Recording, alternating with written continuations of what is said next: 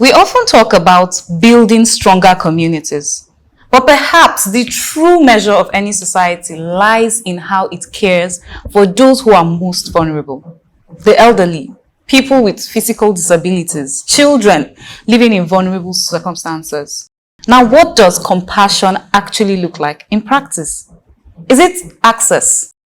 Is it inclusion? Is it responsibility?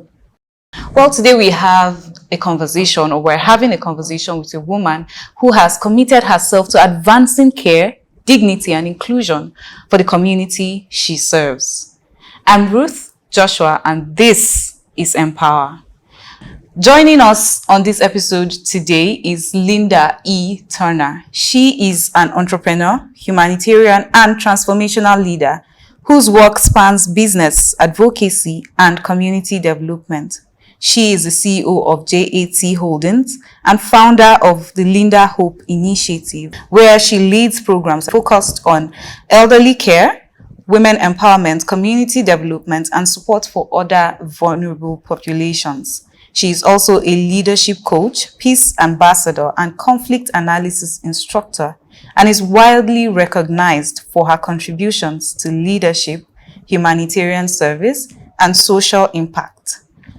Beyond her humanitarian work, she is also the voice behind Inspiration with Linda, through which she empowers individuals to discover purpose, build confidence, and lead meaningful lives.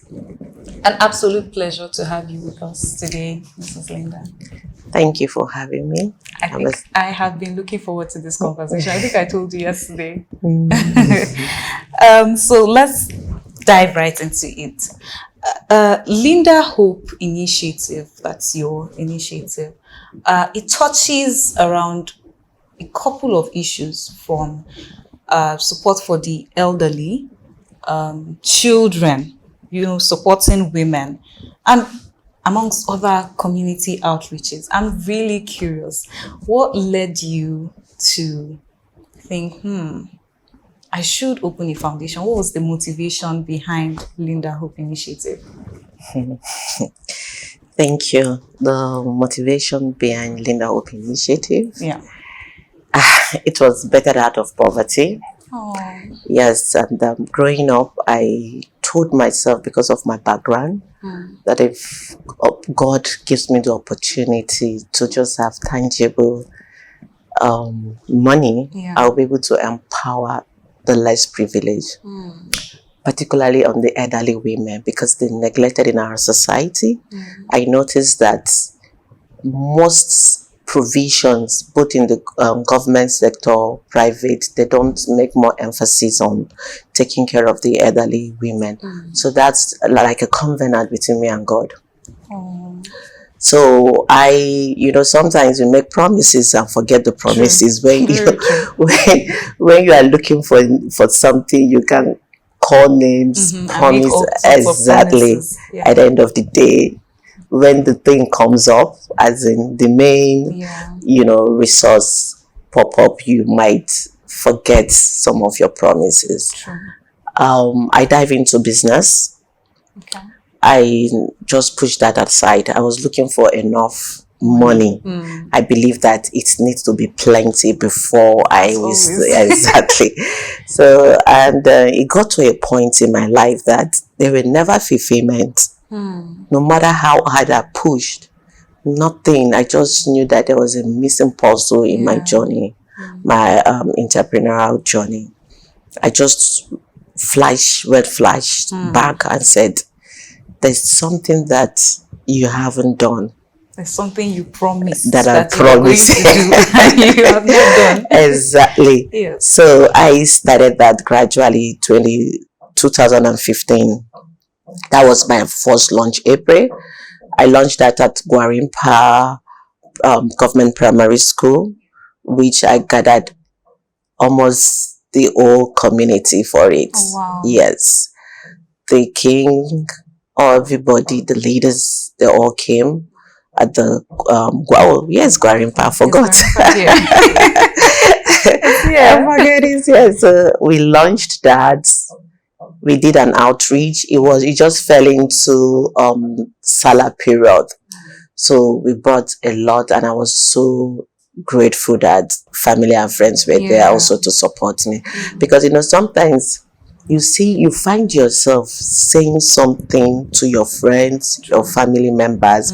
I want to do this, I want to do that. I've been hammering on it for years. So you kept telling people, yes. It's not only God you told. Not only God. So I kept telling people. So when that moment came, I went back to the same people, and they were so happy. They embraced the vision. My pastor joined me, friends, like, oh my God, at last she finally, made it happen. So that's where I launched for the elderly and children. We give them financial support, and we were able to share. Then not in this period I was sharing. What was the size of that big bag of rice? The largest size. Wow. Yes, I think I provide like 50 pieces, 50 bags of it.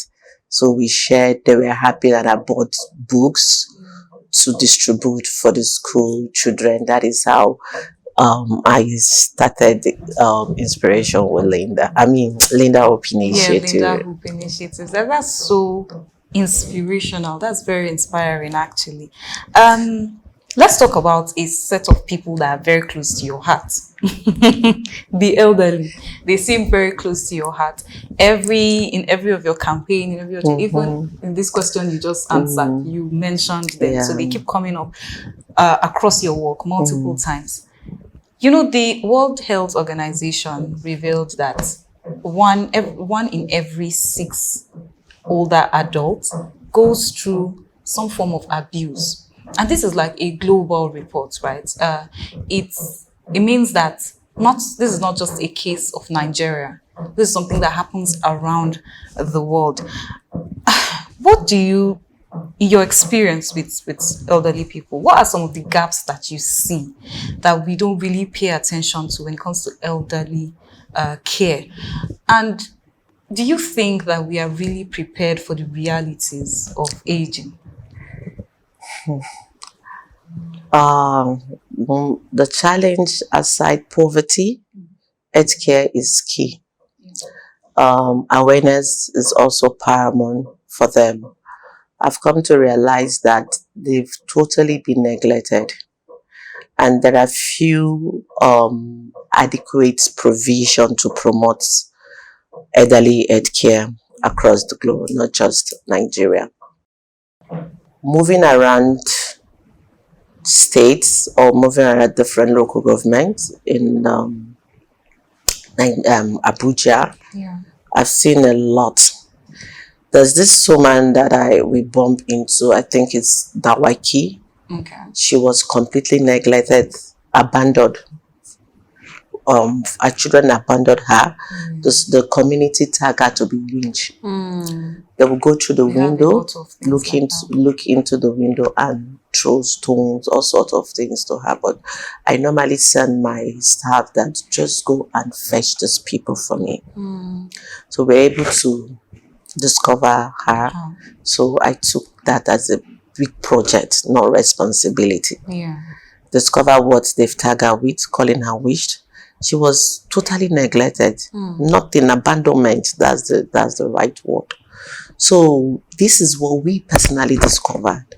So you can imagine lots of people like this die in silence and loneliness. True. Families, friends, we just forget you completely. And I said when she was much younger, she was this vibrant woman in the community, supporting people, but aged as shrinker due to where she was locked up in a room. Both of her legs got bent. Oh, the room that you're talking about, she was locked up there? Yes, she was locked up in the room. Wow. So she couldn't move anymore. Both legs were bent, so she would crawl out. That's how we were able to try to manage I have even pictures. I have a lot of pictures. So the day we discovered this woman, I saw her. I went with food. If you see the way this woman was eating, oh my God, I cried. It means that they've starved her of food. I believe that for maybe a couple of days she hasn't eaten. Yeah. So I had to feed her. We go weekly. Hmm. But out of fear, sometimes your good can turn True. Evil to you. So we don't want to go there, and anything happens, they can just say we went exactly and tag it into Linda Open Initiative that we've killed her, blah blah blah. So we are also careful. Definitely. How, because we have professional boundaries. In as much that we care, we are also careful. How? Because story will always change. They will always twist stories. So how many people are there to listen to you? So I am so passionate about them. Seeing this woman, discovering a lot of women going through issues like that. I'm glad that is the path I choose, and I believe that this is where God really has placed me to cater for these elderly people. Women, so the support is not enough. It's not even, it's not something to write about. It's very poor. I've not seen centers in the local government who've gone to healthcare centers and even taking care of them, customized in their own home. Nothing like that. Like a mobile healthcare service is not being provided. They're just left to cater for themselves at that age. Yeah. So what do you think? Because from your story, I'm understanding that the community had a role to play too. Of course. But the community, instead of shielding her, they were the ones that turned against her. Exactly. I think we'll pick it up from here. We're going to go on a short break. When we're back, we'll dive into all the other drama that comes with aging, really. Is aging a curse, or is it something to celebrate? Stay with us, please.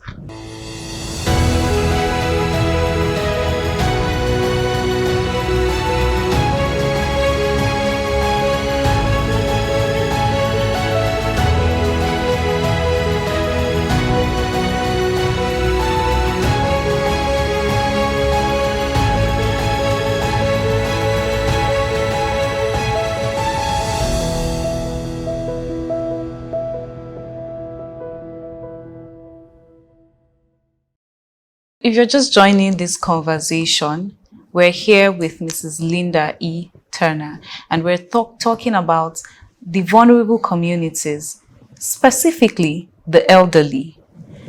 Just like we were saying before we went on the break, Ma. So this particular community, let's use this story you gave as a case study. Now, while we have foundations like yours that come in once, in a while, to check on these people, pick them up, the community in itself, I believe it has a role to play. The community has a role to play on elderly people. And this story you're saying is not an isolated story.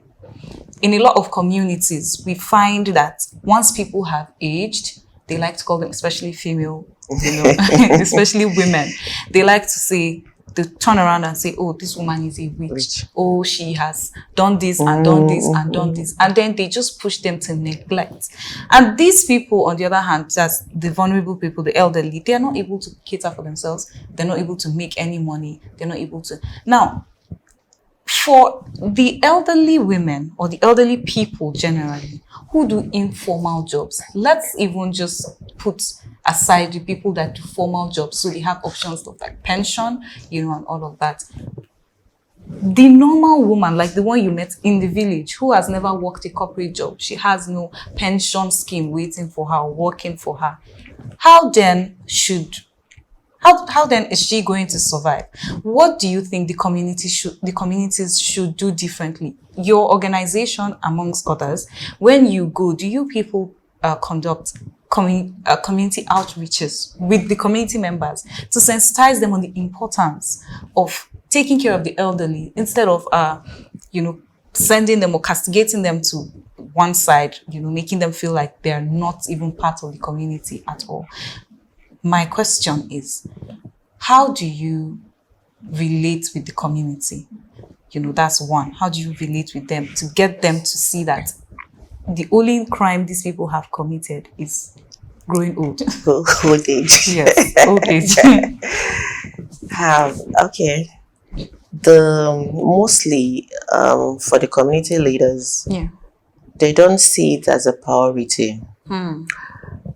We normally assembly, even most of our outreaches when we go to community, we start from we call it the palace. Okay.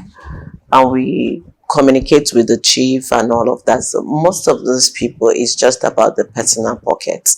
And it's something that we have it in mind. It's not a big deal for me. But the fear of, making provision for something and the money will be diverted into something else. Yes. That's the fear.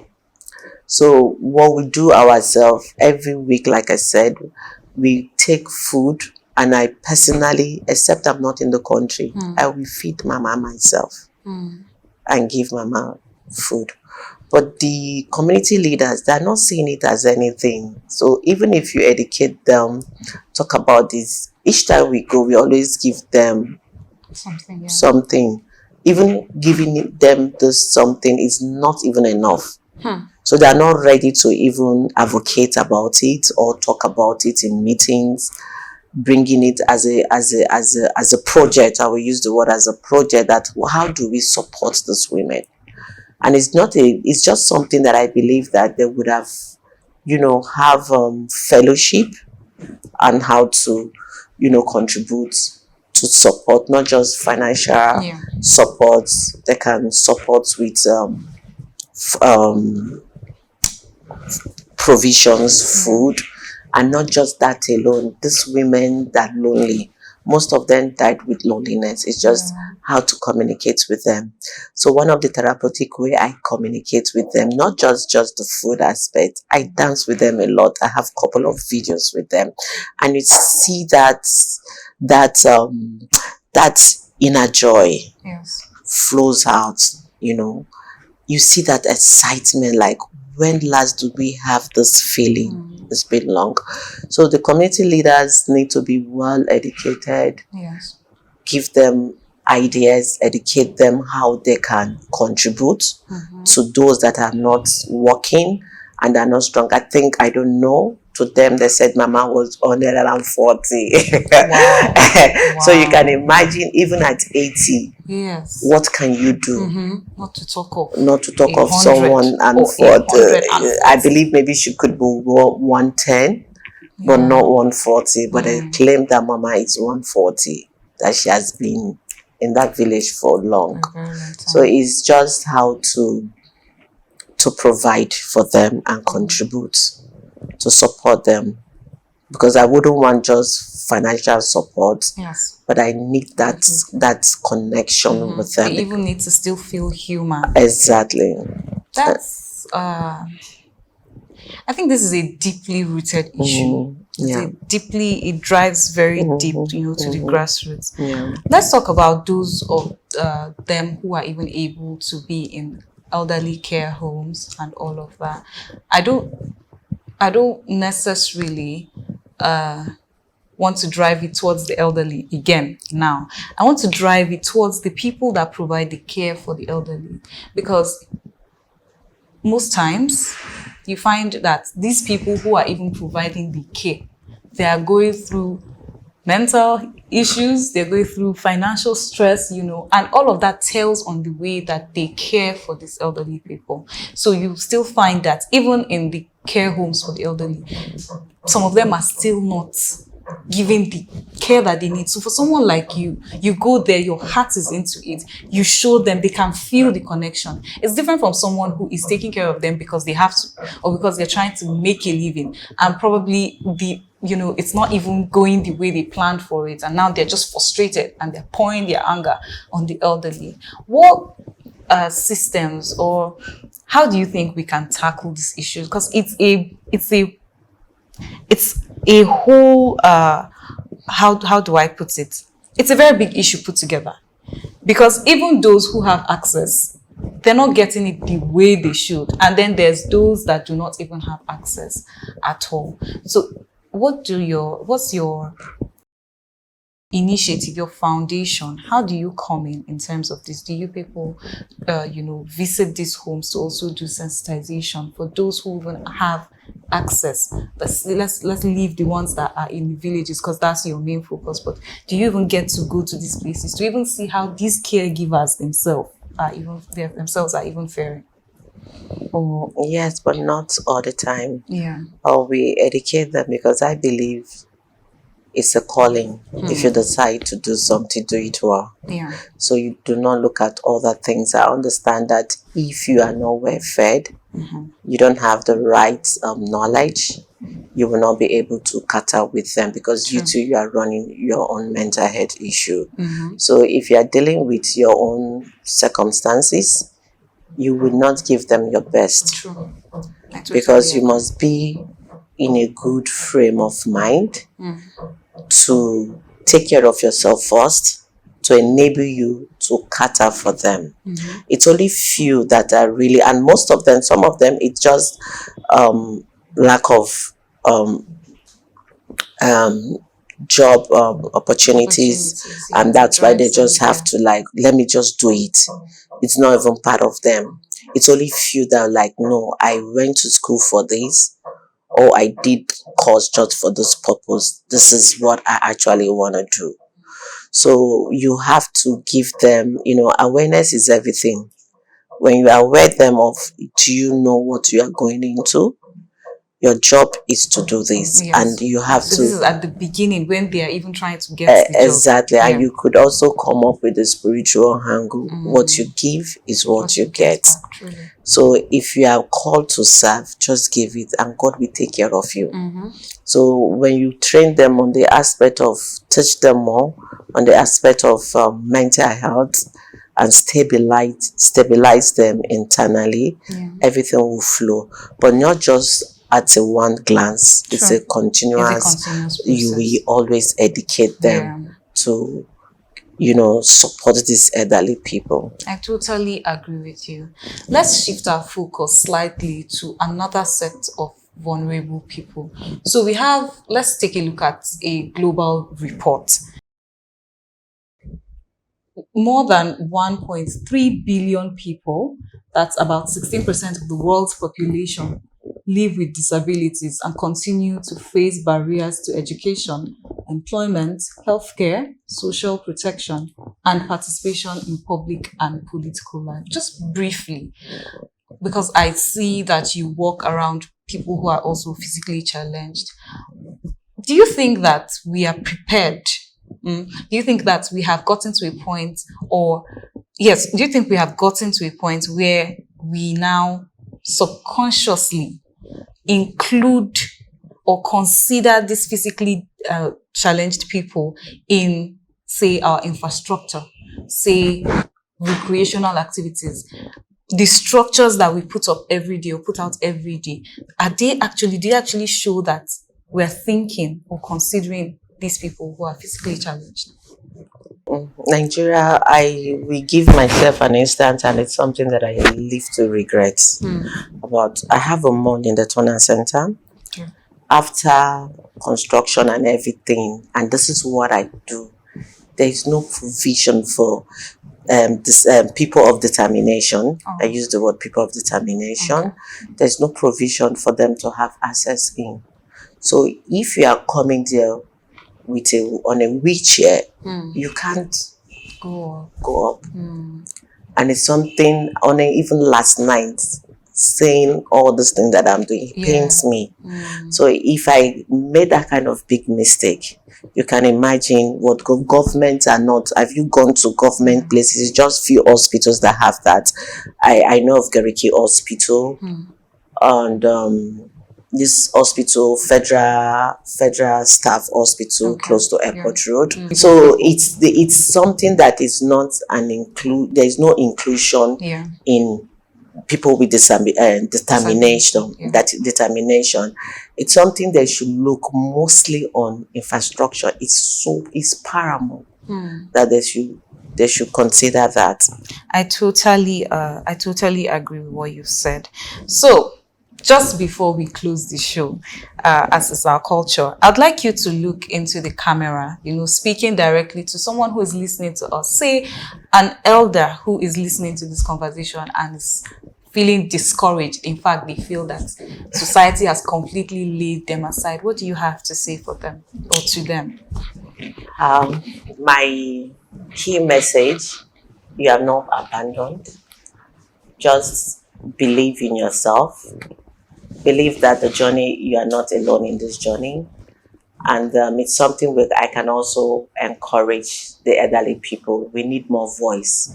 The government need to know about this. It's not something we all need to keep in silence and struggle with it internally. So just relax your mind and keep pushing your voice out there. Let everybody know that you guys deserve the best. And I believe something significant will happen in no time when we continue pushing the voice out there. Very comforting words from you. Very comforting. Thank you so much, Mrs. Linda. Just to point out something back to you. So you said you made a mistake that really hurt you, not including, not thinking about people who are determined, physically determined, in your building. But that's how come we have you here. Since you have made that mistake, we have you here voicing out. So other people who are currently building or looking to build, will not make the same mistake. I think this has been such an insightful conversation with you. Thank you so much for coming, ma'am. If you have been following this conversation, I'm sure that you've gotten so much insight on issues that you probably have not sat to think about, especially as regards the elderly people. This is where we will leave it at on this episode of EmpowHer. I'm Ruth Joshua, and this is EmpowHer. Until next time, take care of yourselves and each other.